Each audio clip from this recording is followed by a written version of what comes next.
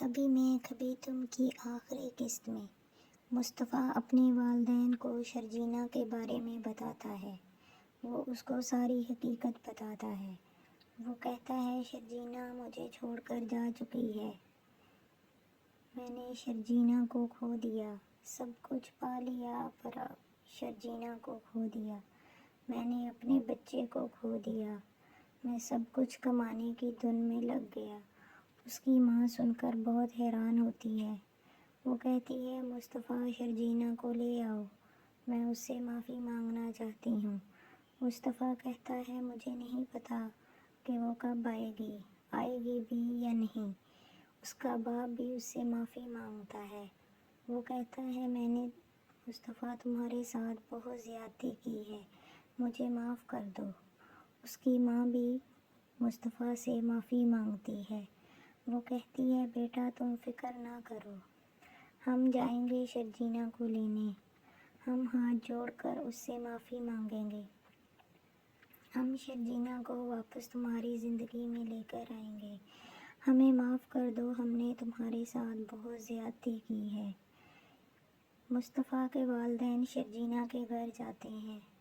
وہ شرجینا سے معافی مانگتے ہیں اور شرجینا سے کہتے ہیں بیٹا ہمارے ساتھ چلو، اپنے گھر چلو۔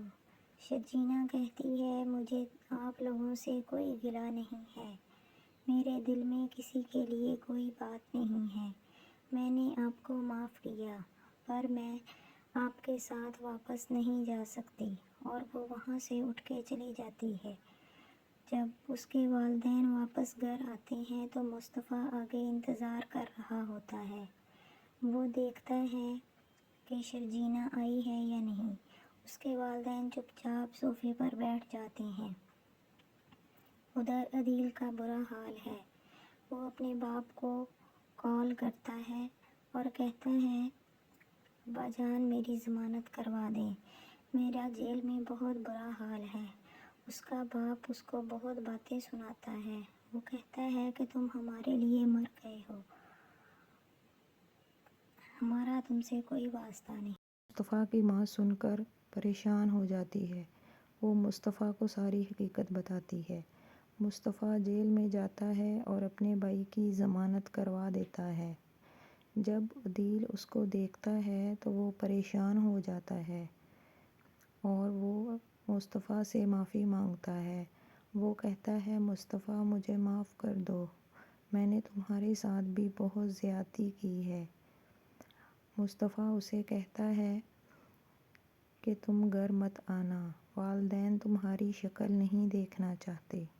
اس پر عدیل اپنا سر پکڑ کر کھڑا ہو جاتا ہے۔ مصطفیٰ اپنے باپ کو ایک تحفہ دیتا ہے۔ وہ کہتا ہے یہ آپ کا گھر، اب آپ سے کوئی نہیں چھین سکتا۔ اس پر اس کے والدین بہت خوش ہو جاتے ہیں۔ مصطفیٰ شرجینا کو بہت یاد کرتا ہے۔ وہ شرجینا کو ملنے بلاتا ہے۔ شرجینا اس کی بات سن کر اس سے ملنے آ جاتی ہے۔ وہ دونوں آپس میں بات کرتے ہیں لیکن ان میں پھر جھگڑا ہو جاتا ہے اور دونوں پھر سے الگ ہو جاتے ہیں۔ مصطفیٰ اپنے فلیٹ پر جاتا ہے۔ وہاں پر بجلی نہیں ہوتی۔ وہ کینڈل لے کر ادھر ادھر دیکھتا ہے اور بہت روتا ہے۔ تبھی شرجینا وہاں پر آ جاتی ہے اور شرجینا اس کا خط پڑھ لیتی ہے جو اس نے اس کے لیے لکھا ہوتا ہے، جس میں وہ ساری باتیں کرتا ہے جو وہ شرجینا کو خود بتا نہیں پاتا۔ اس پر شرجینا کا غصہ تھوڑا ٹھنڈا ہو جاتا ہے اور دونوں آپس میں بات چیت کرتے ہیں۔ اس طرح دونوں کی صلح ہو جاتی ہے۔ دونوں ایک دوسرے کو گلے لگاتے ہیں۔ شرجینا بھی مصطفیٰ سے معافی مانگتی ہے۔ دونوں میں صلح ہو جاتی ہے۔